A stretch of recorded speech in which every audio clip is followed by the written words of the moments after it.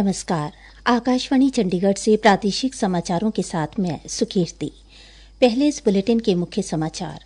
प्रधानमंत्री नरेंद्र मोदी ने देश के किसानों के कल्याण के लिए सरकार की प्रतिबद्धता दोहराई। ब्रिक्स देशों ने पहलगाम में हुए आतंकी हमले की निंदा की। हरियाणा के मुख्यमंत्री नायब सिंह सैनी ने गरीब, श्रमिक और वंचित वर्ग को देश की असली ताकत बताया और कहा कि इन वर्गों का भारत को विकसित राष्ट्र बनाने में महत्वपूर्ण योगदान रहेगा। मुख्यमंत्री नायब सिंह ने संगरूर में पूर्व केंद्रीय मंत्री सुखदेव सिंह ढींढसा के परिवारजनों से मुलाकात की और पूर्व केंद्रीय मंत्री के निधन पर गहरा शोक व्यक्त किया।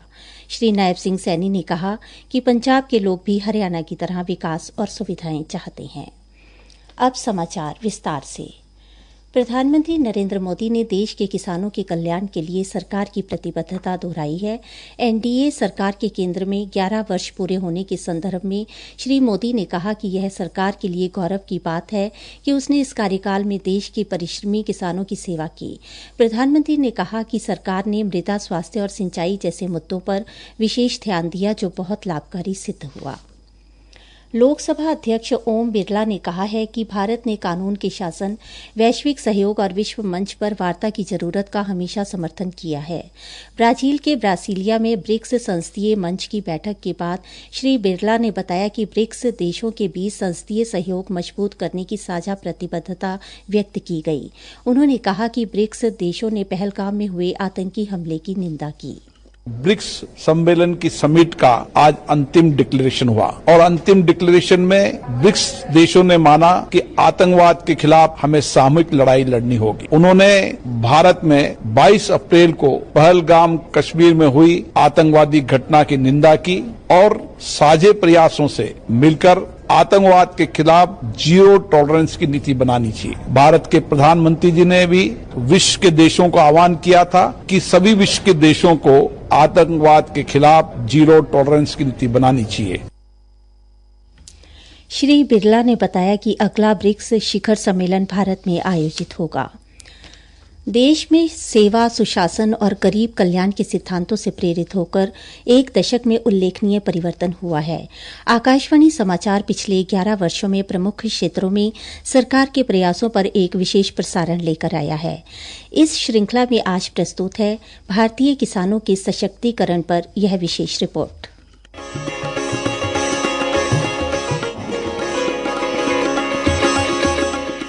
पिछले 11 वर्षों में देश का कृषि क्षेत्र एक मौन क्रांति का गवाह रहा है। इसके पीछे बीज से बाजार तक के दृष्टिकोण की प्रेरणा रही है। कृषि में सरकार का बजट आवंटन लगभग 5 गुना बढ़ा है। 2013-14 में ये 28,000 करोड़ रुपए था, जो 2024-25 में बढ़कर 1,37,000 करोड़ रुपए का हो गया है। प्रधानमंत्री किसान योजना के अंतर्गत 3,70,000 करोड़ रुपए से अधिक की धनराशि 11 करोड़ किसानों तक सीधे पहुंचाई गई है। किसानों की वित्तीय सुरक्षा में भी सुधार हुआ।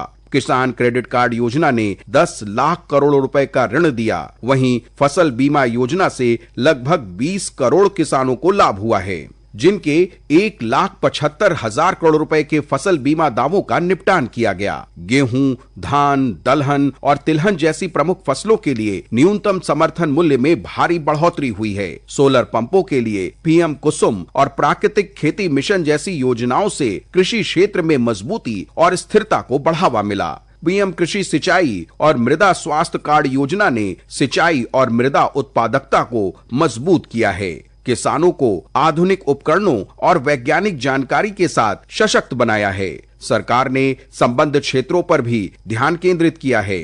दूध उत्पादन में 63% से अधिक वृद्धि हुई है। इससे भारत दुनिया का शीर्ष डेयरी उत्पादक बन गया है और दूध उत्पादन से जुड़े 8 करोड़ से अधिक किसानों को लाभ हुआ है। मछली पालन में भारत का उत्पादन 10 वर्षों में लगभग 2 गुना हो गया है। इससे ग्रामीण आजीविका और तटीय समृद्धि को बढ़ावा मिला। आज भारतीय किसान केवल एक कृषक नहीं है, अब वो राष्ट्रीय विकास में महत्वपूर्ण योगदान भी दे रहा है। दिल्ली से विष्णु की रिपोर्ट के साथ समाचार कक्ष से शशांक कुमार। विकसित भारत का अमृतकाल, सेवा, सुशासन, गरीब कल्याण के 11 साल। प्रादेशिक समाचार आकाशवाणी चंडीगढ़ से प्रसारित किए जा रहे हैं। हमारे बुलेटिनों और ताज़ा समाचारों के लिए आप हमारी वेबसाइट newsonair.gov.in पर लॉगिन कर सकते हैं।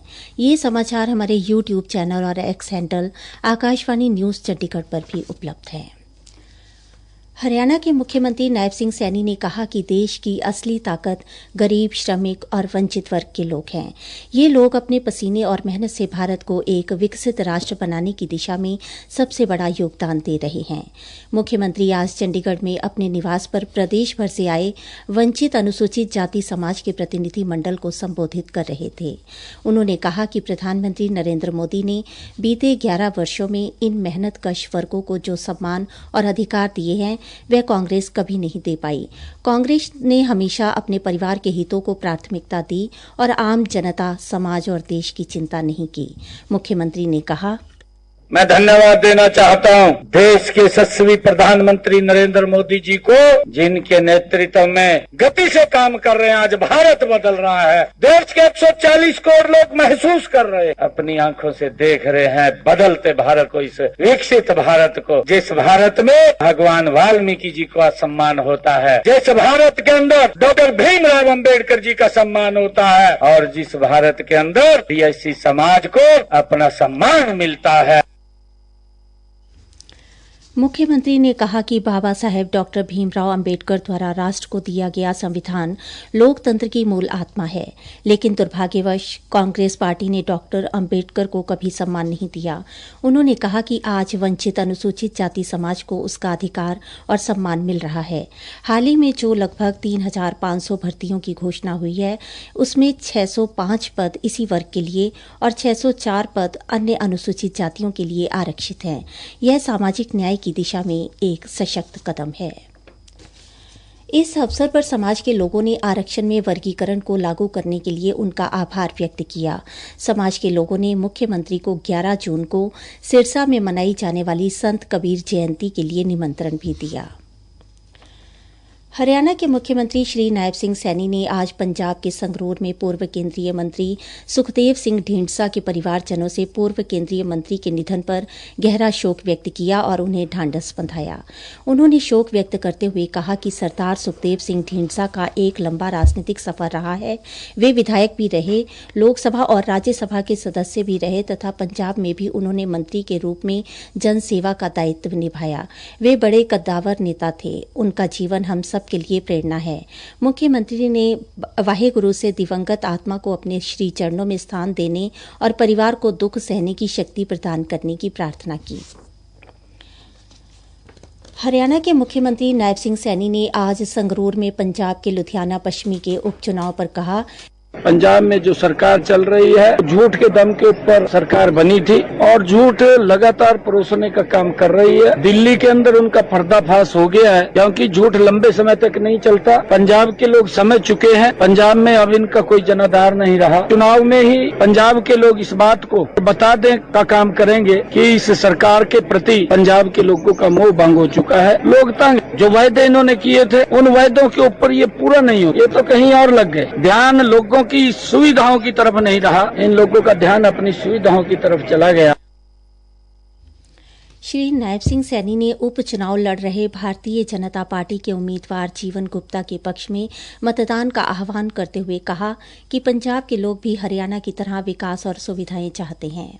आज अगर हम हरियाणा में देखें, आदरणीय मोदी जी के नेतृत्व में लगातार हर क्षेत्र के अंदर मजबूती से सरकार काम कर रही है। लोगों का विश्वास बढ़ा है और हम चाहते हैं पंजाब भी गति से आगे बढ़े। और लुधियाना का जो उपचुनाव है, क्योंकि मैं पंजाब के अंदर घूमता रहता हूं, मैं जाता रहता हूं, लोग मुझे मिलते भी रहते हैं। अब लोगों का मन है कि मोदी जी के नेतृत्व में पंजाब भी आगे बढ़े और जो सुविधाएं केंद्र सरकार ने चला रखी है, वो तो एक भी योजना यहाँ लागू नहीं है। मुख्य समाचार एक बार फिर से। प्रधानमंत्री नरेंद्र मोदी ने देश के किसानों के कल्याण के लिए सरकार की प्रतिबद्धता दोहराई। ब्रिक्स देशों ने पहलगाम में हुए आतंकी हमले की निंदा की। हरियाणा के मुख्यमंत्री नायब सिंह सैनी ने गरीब, श्रमिक और वंचित वर्ग को देश की असली ताकत बताया और कहा कि इन वर्गों का भारत को विकसित राष्ट्र बनाने में महत्वपूर्ण योगदान रहेगा। मुख्यमंत्री नायब सिंह ने संगरूर में पूर्व केंद्रीय मंत्री सुखदेव सिंह ढींढसा के परिवारजनों से मुलाकात की और पूर्व केंद्रीय मंत्री के निधन पर गहरा शोक व्यक्त किया। श्री नायब सिंह सैनी ने कहा कि पंजाब के लोग भी हरियाणा की तरह विकास और सुविधाएं चाहते हैं। प्रादेशिक समाचार समाप्त हुए।